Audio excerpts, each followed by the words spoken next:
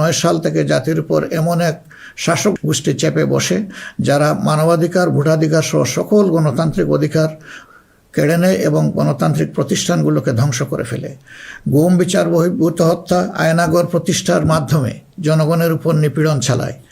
2014, 18 ও 24-এর পরপর 3টি জাতীয় নির্বাচনের নামে তামাশার মাধ্যমে আমাদের ভোটের অধিকার হরণ করা হয়।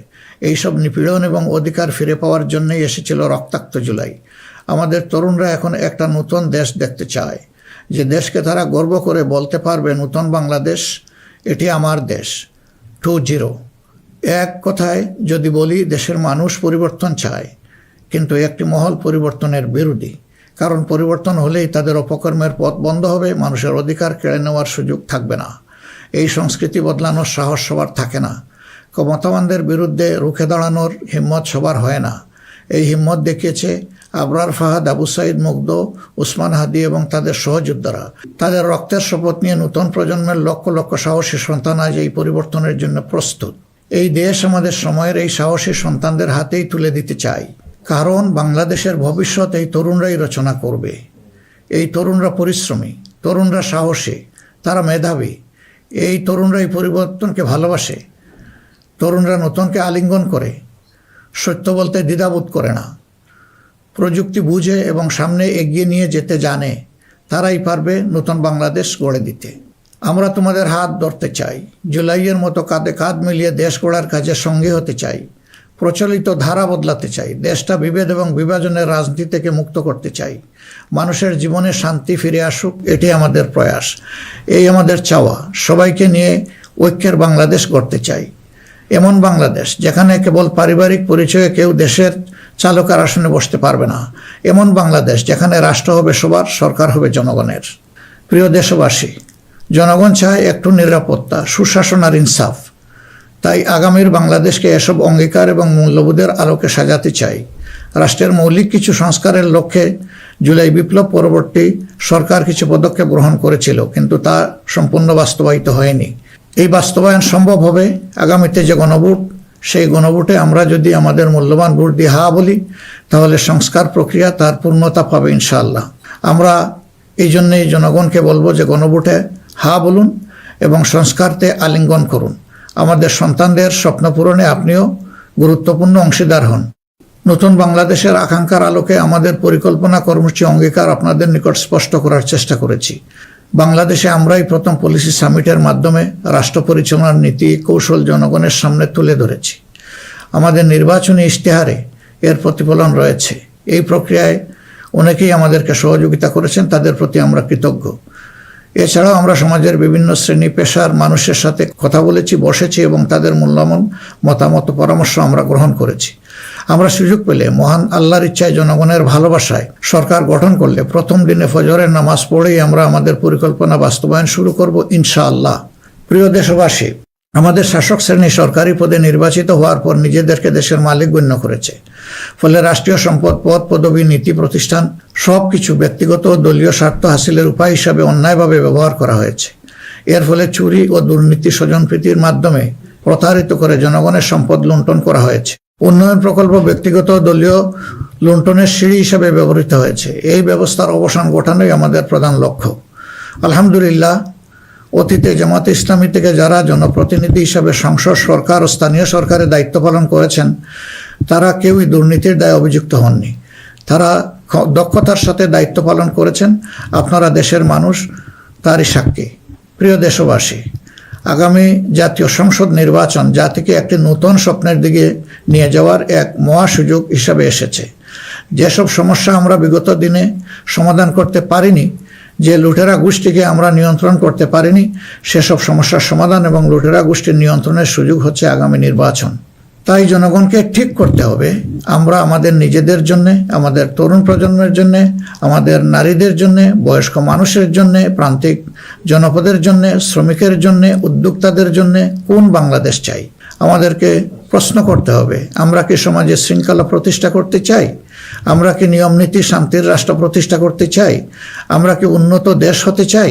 আমরা কি শোষণ, জুলুম, দুর্নীতি, চাঁদাবাজ মুক্ত রাষ্ট্র চাই? আমাদেরকে ভাবতে হবে, আমরা কি রাষ্ট্রীয় প্রতিষ্ঠানকে জবাবদিহিতার আওতায় আনতে চাই? যোগ্যতা ও সততাকে সরকারি পদের জন্য মৌলিক শর্ত করতে চাই?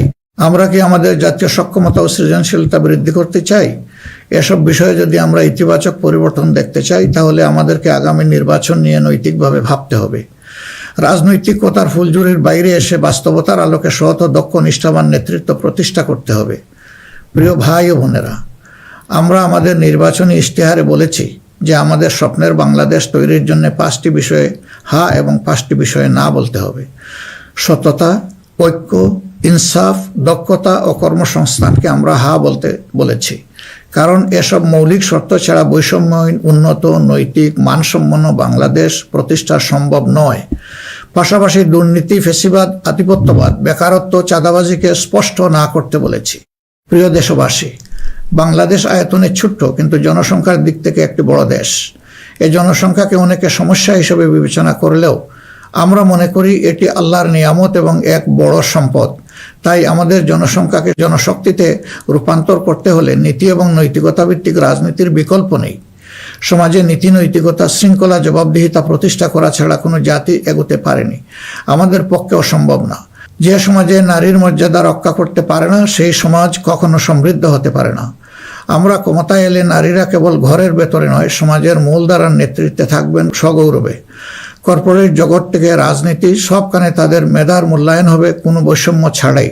আমরা এমন এক দেশ গড়ার প্রতিশ্রুতি দিচ্ছি যেখানে কোনো মা, বোনকে, মেয়েকে নিরাপত্তাহীনতায় ভুগতে হবে না। আপনাদের অধিকার রক্ষার লড়াইয়ে আমাদের সঙ্গে হন। একটি উন্নত ও আধুনিক দেশ গড়ার কারিগর হিসাবে আমাদের নির্বাচিত করুন। প্রিয় দেশবাসী, আমরা মনে করি সমাজে ন্যায় বিচার ও ইনসাফ প্রতিষ্ঠা করতে হলে সকলকে মর্যাদা দিতে হবে এবং সকলের মানবাধিকার সুরক্ষা করতে হবে। সকল পরিচয় নির্বিশেষে আমরা অঙ্গীকার ব্যক্ত করছি যে একটি মানবিক উন্নত দেশ গড়ার জন্য দলমত নির্বিশেষে সকলের মান, ইজ্জত, অধিকারের সুরক্ষা দিব ইনশাআল্লাহ। এই বাংলাদেশ মুসলমান, হিন্দু, বৌদ্ধ, খ্রিস্টান সবার। কেউ ভয়ের সংস্কৃতির মধ্যে বাস করবে না। যদি কেউ ধর্মীয় পরিচয়ের ভিত্তিতে আঘাত করার চেষ্টা করে, আমরা অতীতের মতো ভবিষ্যতেও তা প্রতিরোধ করব। প্রিয় দেশবাসী, আমাদের প্রত্যাশার বাংলাদেশ গড়তে হলে 3টি জায়গায় আমাদেরকে বিশেষ গুরুত্ব দিতে হবে। একটি হচ্ছে শিক্ষায় সংস্কার। শিক্ষা হতে হবে নৈতিকতা ভিত্তিক এবং সেটা হতে হবে টেক বেসড। এখনকার দুনিয়া সারাই প্রযুক্তিভিত্তিক শিক্ষার উপর নির্ভরশীল। আমরা সেই শিক্ষা থেকে বঞ্চিত। আমাদের সন্তানদের হাতকে আমরা দক্ষ কারিগরের হাত হিসেবে গড়ে তুলতে চাই এবং তাদের হাতে হাতে আমরা কাজ দিতে চাই। আমরা কোনো বেকার ভাতা তাদেরকে তুলে দিতে চাই না। দ্বিতীয় জায়গাটা হচ্ছে বিচারাঙ্গন। ন্যায় বিচার সমাজে প্রতিষ্ঠা হলেই কেবল আমরা আমাদের প্রত্যাশার বাংলাদেশ গড়তে পারবো। অন্যথায় দুঃশাসন এবং দুর্নীতির কণ্ঠ রোধ করা মোটেই সম্ভব হবে না। অতএব বিচার বিভাগকে আমূল ঢেলে সাজাতে হবে। সেখানে অবশ্যই সৎ, দক্ষ এবং কমিটেড যে সমস্ত লোকেরা আছেন তাদেরকেই বিচারের আসনে বসাতে হবে। তৃতীয় জায়গাটা হচ্ছে আমাদের অর্থনীতি। এই ভঙ্গুর অর্থনীতি নিয়ে দেশকে আগানো সম্ভব নয়। সুতরাং অর্থনীতিতে ব্যাপক সংস্কার সাধন করতে হবে। বিশেষ করে ব্যাংকিং সেক্টর এবং অপ্রাতিষ্ঠানিক যে সমস্ত খাত রয়েছে সেই জায়গাগুলোতেও আমাদেরকে প্রাতিষ্ঠানিক ও অপ্রাতিষ্ঠানিক খাতে আমাদেরকে হাত দিতে হবে। আমাদের ব্যবসাকে করতে হবে বিনিয়োগ বান্ধব। বিনিয়োগ বান্ধব হলেই দেশে কর্মসংস্থান তৈরি হবে এবং আমাদের বেকারত্ব দূর হবে। এই 3টা জায়গায় আমাদের গুরুত্ব দেওয়া ছাড়া কোনো উপায় নেই। আমরা আশা করব দেশবাসী আমাদেরকে তাদের মূল্যবান ভোটের আমানত সমঝে দিয়ে আমাদের দেশকে প্রত্যাশার আলোকে গড়ে তোলার ক্ষেত্রে আমাদেরকে সহযোগিতা করবেন। সম্মানিত উলামায়ে কেরাম, একাধিক ধর্মের এ দেশ মুসলমানগণ সংখ্যাগরিষ্ঠ। তাই মুসলমান হিসাবে এটি আমাদের দায়িত্ব যে সমাজে ন্যায় বিচার, ইনসাফ প্রতিষ্ঠা করা এবং সকলকে সুরক্ষা দেওয়া। এগুলো ইসলামের শাশ্বত আদর্শ। সকল মানুষের মৌলিক অধিকার নিশ্চিত করা আমাদের কর্তব্য। আল্লাহ তাআলা স্পষ্টত বলেছেন, ইন্নাল্লাহা ইয়া'মুরুকুম বিল আদলি ওয়াল ইহসান ওয়া ইতাইযিল কুরবা ওয়া ইয়ানহা আনিল ফাহশাই ওয়াল মুনকারি ওয়াল বাগ। আমাদেরকে স্পষ্টভাবে আল্লাহ এই নির্দেশ দিয়েছেন। এ দায়িত্ব আমরা সকলে মিলেই পালন করব। তাবলিগি জামাত সহ ধর্মীয় মহলের ভাইদের প্রতি আমাদের আহ্বান, আপনারা দিনের জন্য যে মেহনত করছেন, দেশ গড়ার কাজেও আপনারা আমাদের সাথে গুরুত্বপূর্ণ ভূমিকা রাখবেন বলেও আমরা গভীরভাবে বিশ্বাস করি। আমরা অঙ্গীকার করছি ভবিষ্যতে কেউ আপনাদেরকে অন্যায়ভাবে বিভিন্ন বিশেষণে ট্যাগ দিয়ে নির্যাতন করার সুযোগ পাবে না। বিচার বহির্ভূতভাবে আপনাদেরকে আর হত্যা করার দুঃসাহস কেউ দেখাবে না। আমরা জানি অতীতে আপনাদের কোনো মানবাধিকার ছিল না। এ অবস্থার পরিবর্তন ঘটানো হবে নতুন বাংলাদেশের অন্যতম প্রধান লক্ষ্য। জাতীয় নীতি পদ্ধতিতে আপনাদের আনুষ্ঠানিক অবদান ও ভূমিকাকে জোরদার করা হবে। আন্তর্জাতিক মহল যারা আমাদের পরীক্ষিত পরিচিত বন্ধু, তাদের সাথে আমাদের সম্পর্ক হবে সমমর্যাদা এবং সমতার ভিত্তিতে। আমরা অন্যের ভৌগোলিক অখণ্ডতাকে সম্মান করি এবং শ্রদ্ধা করি, তেমনি সকল দেশের সাথে বন্ধুত্ব প্রতিষ্ঠাকে অগ্রাধিকার দিব। তবে আমাদের জাতীয় স্বার্থ মর্যাদা, জাতীয় উন্নয়ন, অগ্রাধিকার আন্তর্জাতিক সম্পর্ক নির্মাণে প্রধান ভূমিকা রাখবে। বৈশ্বিক উন্নয়ন চ্যালেঞ্জ সমূহ, বিশেষত জলবায়ু পরিবর্তন নিরসনে আমরা সাধ্যমতো ব্যবস্থা গ্রহণ করব এবং তা হবে স্বচ্ছতার ভিত্তিতে পরিচালিত। নিপীড়নের শিকার হয়ে আশ্রয় নেওয়া রোহিঙ্গা জনগোষ্ঠীকে তাদের নিজ দেশে নিরাপদ এবং সম্মানজনক প্রত্যাবর্তনের জন্য সব ধরনের কূটনৈতিক তৎপরতা জোরদার করা হবে ইনশাআল্লাহ। প্রবাসী ভাই ও বোনেরা, জন্মভূমি থেকে 1000 মাইল দূরে অবস্থান করেও জুলাইয়ের অভ্যুত্থানে আপনারা গুরুত্বপূর্ণ ভূমিকা রেখেছেন। জেল জুলুমের শিকার হয়েছেন, ত্যাগ স্বীকার করেছেন। ইতিমধ্যে আপনারা আপনাদের ভোটাধিকার প্রয়োগ করে নতুন বাংলাদেশে নিজেদের অধিকার প্রতিষ্ঠার পথে ইতিহাস রচনা করেছেন। আমি এতে আনন্দিত। আগামী দিনে দেশ গড়ার এই অভিযাত্রায় আপনাদের সক্রিয় অংশগ্রহণ ছাড়া আমাদের নতুন বাংলাদেশের স্বপ্ন অপূর্ণই থেকে যাবে। আমরা চাই প্রবাসীদের অধিকার এবং মর্যাদা রাষ্ট্রীয়ভাবে নিশ্চিত করতে। সে লক্ষ্যে এই প্রবাসীদের জন্য ভলান্টিয়ার প্রতিনিধি নির্বাচন করা হবে, যারা প্রবাসীদের বিভিন্ন সুযোগ সুবিধা, সেবা এবং সমস্যার বিষয়ে দূতাবাস বা হাইকমিশনের সাথে সরাসরি সমন্বয় করে প্রবাসীদের স্বার্থে উপদেষ্টা ও প্রতিনিধি হিসাবে কাজ করবে। তাছাড়াও বাংলাদেশের বাইরে যেখানে যেখানে সমস্যা রয়েছে, যেমন ইংল্যান্ডে ম্যানচেস্টার ফ্লাইট বন্ধ করে রাখা হয়েছে, আমরা কথা দিচ্ছি আর কোনো ফ্লাইট বন্ধ হবে না, বরঞ্চ পূর্বের চালু ফ্লাইটগুলো আমরা আবার ফিরিয়ে নিয়ে আসব। নিউ ইয়র্কে নতুন করে বাংলাদেশ ফ্লাইট ইনশাল্লাহ চালু হবে। এরকম দুনিয়ার যে যে জায়গায় এই ফ্লাইটগুলো চালু হওয়া দরকার তা আমরা নিশ্চিত করার ব্যাপারে বদ্ধপরিকর। দেশ আর পিছনের দিকে যাবে না, দেশ এগিয়ে যাবে সামনের দিকে ইনশাআল্লাহ। প্রবাসী ভাইয়েরা যখন বিদেশে মৃত্যুবরণ করেন তখন অত্যন্ত অসহায় অবস্থা, তাদের লাশ উপেক্ষিত হয়। আমরা কথা দিচ্ছি যারা আমাদের রিমিটেন্স যোদ্ধা তারা আমাদের গর্বের ধন। কেউ যদি আল্লাহর ইচ্ছায় বিদেশে ইন্তেকাল করেন, আমরা অত্যন্ত সম্মানের সাথে আমাদের কাঁধে করে তাদের লাশ দেশে বয়ে নিয়ে আসবো ইনশাআল্লাহ। আমাদের প্রবাসীরাও জাতীয় সংসদে আনুপাতিক হারে ইনশাআল্লাহ তাদের প্রতিনিধিত্ব আমরা নিশ্চিত করার পক্ষে। প্রবাসীদের সঙ্গত সমস্ত বিষয়গুলো আমরা গুরুত্বের সাথে বিবেচনায় নিয়ে দেশে যাতে কোনোভাবে তারা নিপীড়নের শিকার না হন তা আমরা নিশ্চিত করব ইনশাল্লাহ। প্রিয় দেশবাসী, নির্বাচনী প্রচারণা শুরু হওয়ার পর থেকে দেশের বিভিন্ন প্রান্তে আমরা গিয়েছি। আপনারা আমাদের সভা সমাবেশে যোগ দিয়েছেন, আমাদের কথা শুনেছেন। আপনাদের ভালোবাসা, অংশগ্রহণ ও সহযোগিতায় আমরা অভিভূত, আমরা মুগ্ধ। আমরা আপনাদের প্রতি চিরকৃতজ্ঞ। আমাদের নির্বাচনী প্রচারণা বা অন্যান্য কার্যক্রমে কেউ কষ্ট পেয়ে থাকলে আপনাদের কাছে আমরা ক্ষমা প্রার্থী। আগামী নির্বাচন সুষ্ঠুভাবে আয়োজন করা সকল রাজনৈতিক দলের নৈতিক দায়িত্ব। তাই আমাদের আহ্বান হবে নির্বাচনী আচার আচরণ বিধিগুলোকে সম্মান জানানো এবং প্রতিদ্বন্দ্বী রাজনৈতিক দলের বৈধ অধিকারকে সম্মান করা। সুষ্ঠু নির্বাচন আয়োজনের মাধ্যমে রাজনৈতিক স্থিতিশীলতা নিশ্চিত করা হবে আমাদের রাজনৈতিক অঙ্গীকার।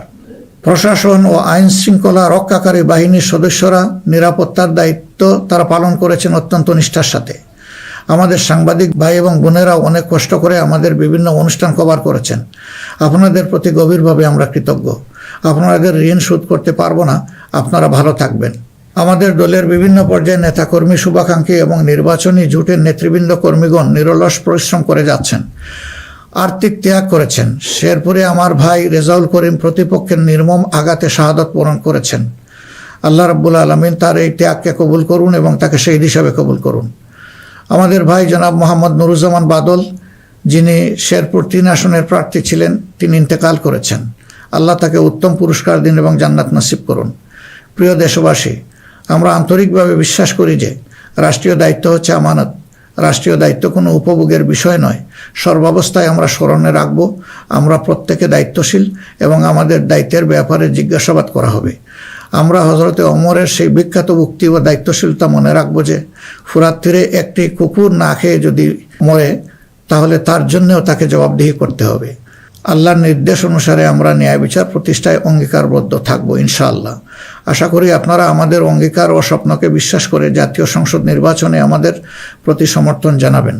আগামী 12 ফেব্রুয়ারি তারিখে জামাতে ইসলামের প্রার্থীদেরকে দাঁড়িপাল্লা মার্কা এবং যেসব অঞ্চলে 11 দলীয় অপর প্রার্থী রয়েছেন তাদেরকে আপনারা আপনাদের এলাকায় ইনশাআল্লাহ মূল্যবান ভোট দিয়ে নির্বাচিত করবেন। এই আকুল আবেদন আপনাদের সকলের প্রতি রাখলাম। আল্লাহ পরিবর্তনের এক মহা সুযোগ আমাদেরকে এনে দিয়েছেন, আসুন সেটা কাজে লাগাই। বিগত দিনের রাজনীতি পরিহার করি, একটি নতুন বাংলাদেশ তৈরি করি যেখানে সবাই মান ইজ্জত ও মর্যাদা নিয়ে বাস করবে। আমরা আমাদের তরুণ সমাজকে সমাজের ককপিটে বসিয়ে দিতে চাই। বাংলাদেশ নামের উড়োজাহাজটি তারাই চালাবে, তারাই হবে ক্যাপ্টেন, তারাই হবে এটার পাইলট। আমরা গিয়ে বসবো প্যাসেঞ্জার সিটে। হে তরুণরা, তোমরা তৈরি হয়ে যাও, এই দেশ তোমাদের জন্যে, এই দেশ তোমাদের হাতেই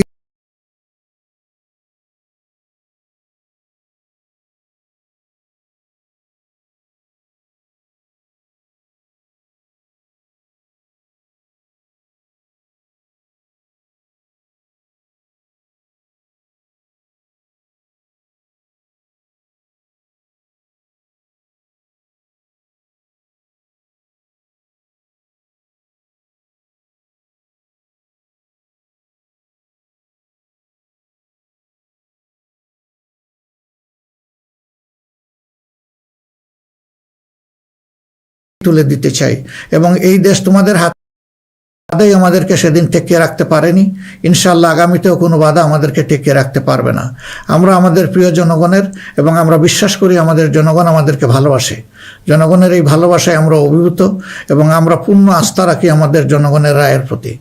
আপনাদের সকলকে আজকের এই পর্যায়ে এসে আরেকবার আমি আহ্বান জানাবো, আসুন একটু নতুন বাংলাদেশ, তরুণদের প্রত্যাশার বাংলাদেশ, জিএনডির জন্য আগামী বাংলাদেশ, আমাদের নারী সমাজের জন্য একটা নিরাপদ এবং সম্মানের বাংলাদেশ গড়ে তোলার জন্য আমরা সবাই আগামী 12 তারিখ দাঁড়িপাল্লা এবং জোটের অপরাপর মার্কা যেখানে যেটা আছে তাতে ভোট দিয়ে 11 দলীয় প্রার্থীদেরকে নির্বাচন করি।